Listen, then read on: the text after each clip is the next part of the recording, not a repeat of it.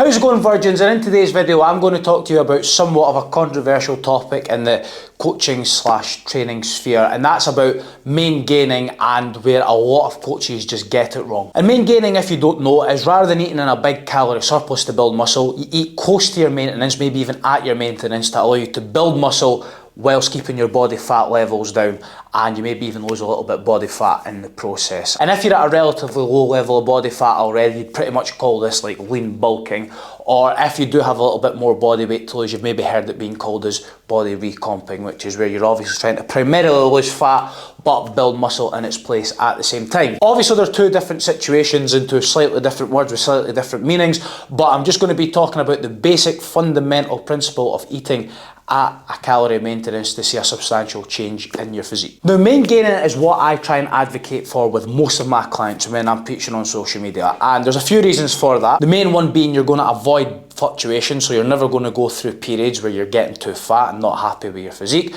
or periods where you are having to go through a big diet and losing a whole bunch of strength and muscle. You're going to be pretty happy with the shape that you can keep year round and also your level of strength, and you're also always going to be a lot more pound for pound stronger, which is probably more important if you're not going into a powerlifting competition. And I just think overall it keeps you a lot more consistent in terms of your longevity with your training. You're not going to mess up your physiology by going through big massive like 20 and 30 kilo swings in body weight while you're doing big massive bulking and cuts. And that's not to say there's not a place for bulking and cutting depending on your position, but I'm just talking about when you've trained for a few years, you've got a decent level of muscle mass, a decent level of strength. I think it gets to a point where you're probably pointless going through the big massive swings, and you're better spending most of your time main gaining rather than just constantly swinging bulk and cut, bulk and cut. And a lot of coaches are going to tell you that this doesn't work, and that's because you're not in a calorie deficit and not in a calorie surplus, which means you're not able to target one or the other most efficiently, which basically means you're trying to do two things at once, and because you've not got to focus on one or the other, you're not going to get any substantial amount of success at either. And this is just outright wrong, so I'm going to tell you why coaches are saying it when there is clear evidence to the contrary that it does work, and I'm going to show you one of my clear pieces of evidence. First of all, money. Coaches have got much more of a financial incentive to coach someone through a big massive bulk where obviously they're gaining muscle but also a shitload of body fat, and taking them to the point where they're a big fat slob and they've maybe put on 15, 20 kilos but you just can't see any of the muscle. And then the person they've coached to that point is probably thinking it, if the coach hasn't already suggested it, saying, yeah, I'm going to need your services to take me through this big long cut that I've got ahead of me to actually show off the muscle and then be happy with my physique. And when you do get to your leanest, you're probably going to be wanting to have a little bit more muscle and need somebody's help to achieve that, and then lo and behold, you've already got a coach there who has already prompted you and said, when we finish this cut, you need to go and start doing a bulk again or you can't gain any muscle. So essentially the coach is multiplying their coaching time off you, and if you get a coach who catches you in that cycle of doing the big massive bulks and then cuts, you know that their eyes are lighting up with pound signs or dollar signs or whatever their chosen currency is. And it's not even just that, because taking people from like one extreme to the other is a lot more of a sexier product to sell to potential prospects, and you just need to think about the before and afters that you see from somebody obviously being really skinny to really big or vice versa. Now just keep this in mind while I go on to tell you about why the technical point of main gaining not working is just a bunch of crap. Now listen, I can only agree that if you are main gaining, you're definitely not going to be optimizing either fat loss or muscle gain, but that's kind of the whole point. You're not really meant to be. If you are a scrawny little dweeb, then yes, you definitely need to go on a bulk, and if you are a big fat bastard, you do need to do a cut. The whole reason the coaches say it doesn't work is because of purely how they're viewing it, and because it is a little bit more difficult to pinpoint a big massive change. And you're not going to see a big drastic obvious change in a short amount of time, and that's what coaches will say. They'll say if you spent 3 months in either a surplus or a deficit, you would see much more of a change in whatever given area you're trying to target than if you were to just kind of main gain for that period. And yes, obviously there's not going to be quite as much of a visual change in that amount of time because there's not meant to be. Let's just say you put on a kilo or two of pure lean muscle.